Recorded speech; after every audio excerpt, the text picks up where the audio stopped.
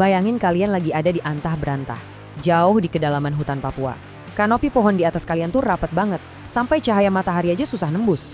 Di sekeliling kalian cuma ada lembah-lembah curam yang menjulang tinggi, dan yang paling krusial dari semua itu, nggak ada satupun sinyal seluler. Coba deh ingat-ingat, rasanya panik pas tiba-tiba kehilangan sinyal wifi di rumah pas lagi penting-pentingnya. Nah, sekarang kalikan kepanikan itu ribuan kali lipat di zona operasi taktis. Di situasi berisiko tinggi ini, kehilangan komunikasi selama beberapa detik aja benar-benar bisa membedakan antara hidup dan mati. Di Explainer kali ini, kita bakal membedah secara mendalam gimana pasukan khusus di Indonesia, secara spesifik Korps Brimob Polri, menaklukkan tantangan geografis yang bisa dibilang paling ekstrim di dunia. Kita akan lihat persisnya gimana mereka menyulap zona mati tanpa sinyal menjadi sebuah jaringan komunikasi multimedia canggih yang secara harfiah nggak bisa dihancurkan. Oke, mari kita selami ini lebih dalam. Kalian mungkin udah ngikutin soal Operasi Damai Kartens 2026. Kepala operasinya, Irjen Pol Faisal Ramadhani, itu berulang kali nekenin kalau kehadiran aparat di lapangan, contohnya di Kampung Modusit, itu benar-benar mengedepankan pendekatan humanis. Kita ngomongin soal patroli dialogis, ngasih pelayanan kesehatan ke warga, sampai pembagian pakaian. Tapi di balik pendekatan sosial yang hangat ini, kita nggak bisa nutup mata sama realitas taktis yang super keras di lapangan. Buat ngelindungi masyarakat sekaligus personil dari ancaman kelompok bersenjata, Brimob butuh sebuah sistem komunikasi yang mutlak nggak boleh terputus dalam kondisi apapun. Keramahan dan pelayanan di garis depan itu luar biasa penting, tapi itu semua wajib didukung oleh teknologi tulang punggung yang tanpa kompromi. Nah, buat mahamin gimana mereka mengeksekusi semua ini, kita punya roadmap yang lumayan padat hari ini. Pertama, kita bakal bahas soal ancaman nyata dari blank spot. Terus kita masuk ke solusi pengamannya, yaitu gelembung taktis. Dan lanjut ngebedah anatomi jaringan Manet. Dari situ kita beralih ke Ranti Sri Mueng, membahas studi kasus nyata di Yahukimo, dan ditutup dengan prediksi masa depan operasi taktis. Bagian pertama, ancaman nyata blank spot. Kenapa sih infrastruktur komunikasi biasa itu nggak ada gunanya di medan seberat Papua Pegunungan? Gini, coba pikirin cara kerja sinyal HP kita sehari-hari. Atau bahkan sistem radio polisi konvensional yang biasa disebut LMR. Sistem-sistem ini itu dibangun di atas arsitektur hub and spoke. Artinya apa? Semua radio atau HP itu wajib terhubung ke satu menara pemancar pusat.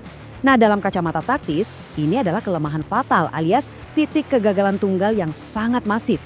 Bayangin aja, kalau menara itu mati karena kelebihan beban atau sengaja dirusak lawan, seluruh jaringan di sekitarnya bakal lumpuh total kan? Sekarang, benturkan kelemahan struktural itu sama topografi Papua. Kita ngomongin hutan perawan yang super rapat dan tebing-tebing ngarai yang curam banget. Gelombang radio konvensional tuh bakal langsung mantul, terserap dan mati seketika pas nabrak medan kayak gitu. Personel di lapangan bakal langsung terisolasi di dalam blank spot. Dan dalam situasi kontak senjata, kebisuan komunikasi adalah hal yang paling mematikan. Bagian kedua, gelembung taktis penyelamat nyawa. Ini dia teknologi luar biasa yang diciptakan buat nembus masalah itu. Jadi pertanyaannya, kalau menara pusat tadi nggak bisa diandalin, terus gimana cara bangun komunikasi canggih di tengah antah berantah? Jawabannya adalah teknologi Mainnet atau Mobile Ad Hoc Network. Biar gampang ngebayanginnya, Mainnet ini beroperasi persis kayak jaring laba-laba yang hidup dan mandiri. Beda banget sama sistem tradisional, di Mainnet ini menara pusat itu nggak ada. Sama sekali nggak butuh. Setiap radio yang dibawa personel Brimob, setiap drone di udara sampai kendaraan taktis, itu semuanya bertindak sebagai router atau simpul cerdas. Kalau ada satu personel yang gerak ke balik bukit terus kehilangan garis pandang dari komandannya, radionya secara otomatis dan instan bakal nyari rute lain lewat radio rekan di sebelahnya buat nyampein pesan. Ini benar-benar sistem yang bisa nyembuhin dirinya sendiri. Selama tim ini masih dalam jarak jangkauan satu sama lain, gelembung komunikasi mereka tetap utuh, nggak bergantung sama pihak luar, dan pastinya terenkripsi dengan aman. Nah, hal yang paling menarik dari sini itu perangkat kerasnya. Jangan bayangin walkie-talkie standar ya. Lewat teknologi ini, prajurit di lapangan benar-benar berubah jadi pusat data berjalan. Kita ngomongin gear taktis kelas militer global yang sanggup ngedobrak batasan fisik. Silvus Streamcaster Mini contohnya, beratnya cuma 182 gram, tapi jangan salah, benda sekecil ini bisa mentransmisikan video high definition dengan kecepatan sampai 100 megabit per detik langsung dari tengah hutan. Terus ada juga Rajan dengan protokol Instamesh mereka yang kerjanya ngevaluasi rute data secara real time.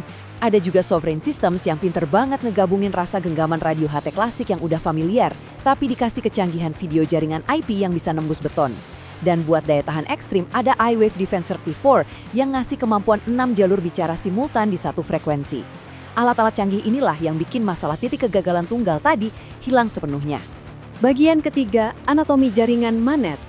Mari kita bongkar gimana cara sistem ini melawan batasan alam. Tentunya, hardware Gahar tadi butuh ekosistem frekuensi yang tepat buat bisa bekerja maksimal. Gelombang radio itu kan responsnya beda-beda tergantung medannya. Di area hutan yang super lebat kayak di Papua, frekuensi low band VHF itu ibarat jagoannya. Dia sangat ideal buat patroli jarak menengah karena kemampuannya yang luar biasa buat nembus vegetasi basah dan pepohonan rapat. Tapi, kalau operasinya butuh pertukaran data yang masif, misalnya siaran video langsung dari helm prajurit atau kamera drone, frekuensi ultra high frequency atau UHF yang jadi tulang punggung utamanya. UHF ini punya panjang gelombang yang pendek, makanya dia sangat mematikan, efektivitasnya pas dipakai buat nembus dinding bangunan dalam skenario jarak dekat atau pembebasan sandera. Tapi jujur aja ngandelin frekuensi murni doang di pegunungan yang terjal tuh nggak bakal cukup. Kenapa? Karena sinyal pasti bakal mantul ke tebing, pecah, terus melemah. Disinilah perangkat lunaknya yang biasa kita sebut waveform bekerja layaknya sihir. Coba kalian dengerin ini. Fitur MNMIMU itu secara sengaja menangkap pantulan sinyal liar dari tebing-tebing ngarai buat merekonstruksi aliran video HD biar tetap jernih. Jadi walaupun pengirim dan penerimanya kehalang bukit dan nggak saling lihat, videonya tetap mulus. Lalu ada COFDM yang kerjanya meca data jadi ratusan jalur kecil. Kalau ada pohon raksasa ngalangin beberapa jalur sinyal, jalur sisanya tetap lolos dan datanya utuh. Terakhir, Barrage Relay Networks. Ini ngebuang antrian data kuno dengan cara menyinkronkan tembakan data pakai GPS dengan presisi tingkat mikrodetik.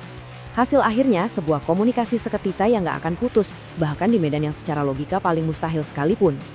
Bagian keempat, Rantis Rimoeng. Sekarang kita zoom out sebentar dari radio genggam para prajurit dan melihat simpul raksasa di baliknya. Nah, ini dengan brilian mengilustrasikan gimana peran kendaraan taktis tuh udah berevolusi jauh banget. Dulu kan kendaraan rantis cuma dinilai dari seberapa tebal baja penahannya aja. Emang bener sih, Rimoeng PJJ dan APC Wolf ini punya proteksi balistik yang bikin geleng-geleng kepala. Kaca anti peluru NIJ level 3, plat baja 8 mm, plus persenjataan berat. Tapi di dalam arsitektur jaringan manet yang modern ini, mesin-mesin baja ini bermutasi jadi simpul jaringan raksasa. Rimoeng itu diubah perannya jadi pusat komando mobile. Dia bawa antena pemancar berdaya sangat tinggi, bertugas sebagai jembatan yang nembak sinyal dari personel darat ke jarak yang jauh banget lewatin bukit-bukit. Sementara APC Wolf bertindak jadi ruang aman yang terus bergerak. Personel di dalamnya tetap bisa terhubung secara terenkripsi sama komando pusat, bahkan pas mereka lagi ngebut ngelakuin evakuasi medis darurat. Buat ngasih perspektif seberapa gilanya performa kendaraan ini, bayangin Rimoeng yang badannya segede itu nanjak di kemiringan tebing sampai 60 derajat. Kelihatan mustahil kan? Tapi dia sanggup ngelakuin itu berkat mesin raksasa 3200 cc yang ditanam di dalamnya. Kenapa performa ekstrim ini krusial banget buat telekomunikasi? Karena di dunia gelombang radio, memegang dataran tinggi itu adalah segalanya. Jadi, Rimoeng ini nggak cuma bertugas ngangkut prajurit, dia secara taktis dan sengaja disuruh manjat tebing curam buat nempatin simpul gateway jaringannya di titik tertinggi. Dengan begitu, seluruh personel yang beroperasi di lembah bawahnya dipastikan dapat payung sinyal yang absolut dan nggak bisa ditembus sama gangguan lawan. Bagian kelima, eksekusi misi Byahyukimo. Teori teknis sudah kita bahas, sekarang waktunya kita lihat gimana ini dieksekusi di dunia nyata. Kita review sedikit timeline-nya, dan perhatiin betapa ngebutnya eskalasi misi nyata ini. Pada pertengahan Mei 2026, Satgas Operasi Damai Kartens gerak dengan kecepatan yang luar biasa di Kabupaten Yahukimo. Tanggal 18 Mei, mereka berhasil mengamankan seorang tokoh penting kelompok separatis di Bandara Dekai. Dari tangkapan itu, intelijen langsung dikembangkan di lapangan hari itu juga. Hasilnya, kurang dari 24 jam kemudian, tepatnya sore hari tanggal 19 Mei, pasukan gabungan langsung mengeksekusi penggerebekan ke sebuah rumah aman di kawasan Kalimerah. Buat yang belum tahu, Kalimerah ini daerah yang sangat rawan dengan vegetasi yang padat banget, tempat di mana radio biasa pasti langsung mati total. Tapi malam itu, mereka sukses menyita amunisi, senjata tajam, dan komponen perakitan. Kecepatan dan presisi tingkat tinggi kayak gini mutlak butuh koordinasi tanpa jeda. Nggak ada toleransi sedetik pun buat putus komunikasi. Mari kita lihat gimana arsitektur data ini dibangun setahap demi setahap, mengalirkan informasi dari belantara Papua langsung ke ibu kota negara. Langkah pertama, personel yang lagi ngelakuin penyergapan di dasar hutan Kalimerah saling berbagi komunikasi suara dan telemetri lewat radio mikro di tubuh mereka. Langkah kedua, karena pepohonan terlalu tinggi dan rapat buat ditembus sinyal secara mendatar, sinyal itu dipancarkan lurus ke atas menuju drone atau UAV yang lagi melayang. Drone ini jadi relay nirkabel yang melompati rintangan fisik secara vertikal. Langkah ketiga, dari udara, drone menembakkan sinyalnya ke rantis Rimoeng yang udah parkir mantap di dataran tinggi. Langkah keempat, Rimoeng langsung mengirimkan data itu tembus keluar angkasa pakai terminal satelit orbit rendah. Dan puncaknya, langkah kelima, dalam hitungan milidetik aja, video langsung dari penggerobekan itu udah nongol di layar besar Pusat Komando Korbrimob di Jakarta. Komandan di pusat bisa langsung ambil keputusan taktis detik itu juga dengan akurasi 100%. Luar biasa kan?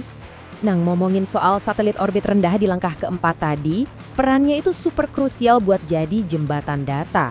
Penggunaan teknologi modern kayak Starlink ini sekarang emang lagi ekspansi besar-besaran dan makin integral di pedalaman. Sebagai gambaran aja, di bulan yang sama di tahun 2026, Gubernur Papua tuh sampai menghibahkan puluhan unit Starlink murni buat nyambung konektivitas warga di pedalaman Sarmi. Nah, ekosistem satelit yang makin merata di kawasan ini tuh dijahit dengan sangat sempurna ke dalam arsitektur manet taktis milik aparat. Satelit-satelit ini berfungsi sebagai backhaul atau jalur transmisi balik berkecepatan tinggi yang super stabil. Mereka inilah yang nyambungin gelembung tempur kecil di kedalaman hutan langsung ke jaringan strategis tingkat global.